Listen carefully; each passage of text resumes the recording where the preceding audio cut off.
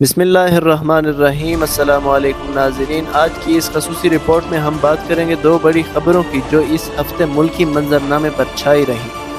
ایک طرف پاکستان کے سمندری علاقوں سے توانائی کے بے پناہ ذخائر کی دریافت نے ایک نئی امید جگائی ہے، اور دوسری طرف افغانستان کے ساتھ بڑھتی کشیدگی نے خطے کے استحکام پر نئے سوالات کھڑے کر دیے۔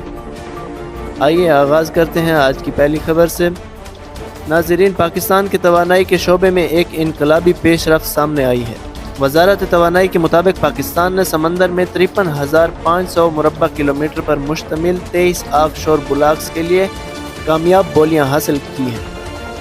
یہ پیش رفت دراصل اس خواب کی تعبیر لگتی ہے جس کا انتظار پاکستان دہائیوں سے کر رہا تھا، یعنی اپنی توانائی میں خود کفالت۔ یہ بلاکس پاکستان کے سمندری علاقے میں واقع ہیں جو عمان اور متحدہ عرب امارات کے قریب سمندری حدود میں پھیلے ہوئے ہیں۔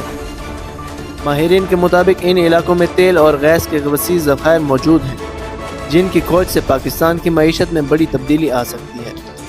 اس منصوبے میں ترکی، چین، امریکہ اور دیگر ممالک کی کمپنیاں حصہ لے رہی ہیں۔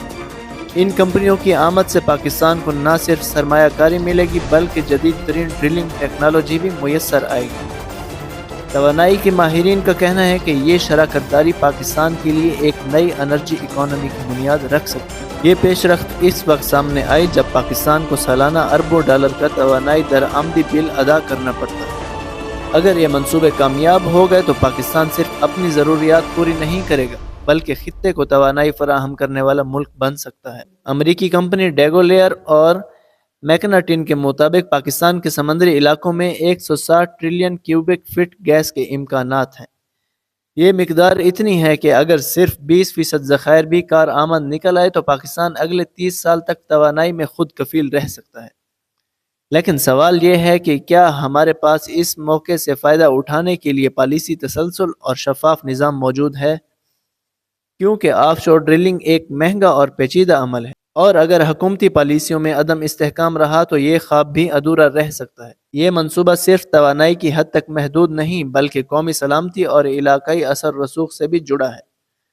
جب ایک ملک اپنی توانائی پیدا کرتا ہے تو اس کی معیشت مضبوط ہوتی ہے، اس کا تجارتی خسارہ کم ہوتا ہے اور عالمی سطح پر اس کی پوزیشن بہتر ہوتی ہے۔ لیکن ناظرین، جب ہم توانائی کے میدان میں ترقی کی بات کرتے ہیں تو ساتھ ہی ہمیں ایک اور سنگین چیلنج کا سامنا ہے: افغانستان کے ساتھ بڑھتی کشیدگی جو خطے کی سیکیورٹی کے لیے نیا خطرہ بنتی جا رہی ہے۔ آئیے بڑھتے ہیں آج کی دوسری بڑی خبر کی جانب۔ افغانستان کے صوبے خوست میں ایک سرکاری تقریب منعقد ہوئی۔ بظاہر تو یہ ایک عام تقریب تھی، مگر اس میں ہونے والا ایک عمل پاکستان کے لیے انتہائی تشویشناک قرار دیا گیا۔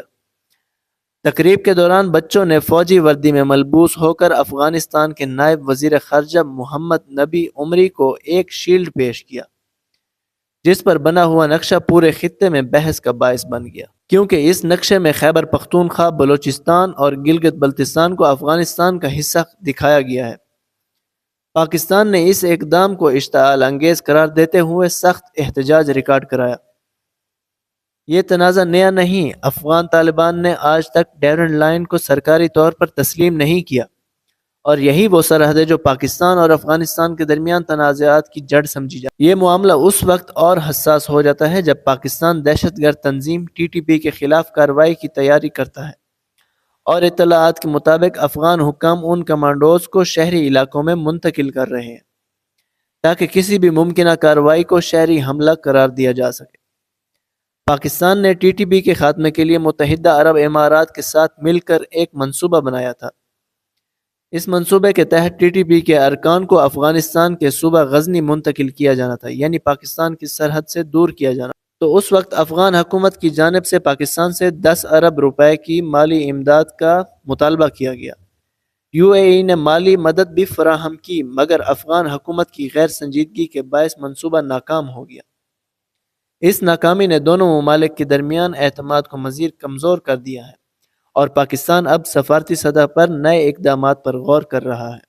DGISPR کے مطابق کچھ مقامی سیاستدان اور صحافی بھی منشیات کی کاشت اور اسلحے کی خرید و فروخت میں ملوث ہیں، اور انہی ذرائع سے TTP کو مالی مدد ملتی ہے۔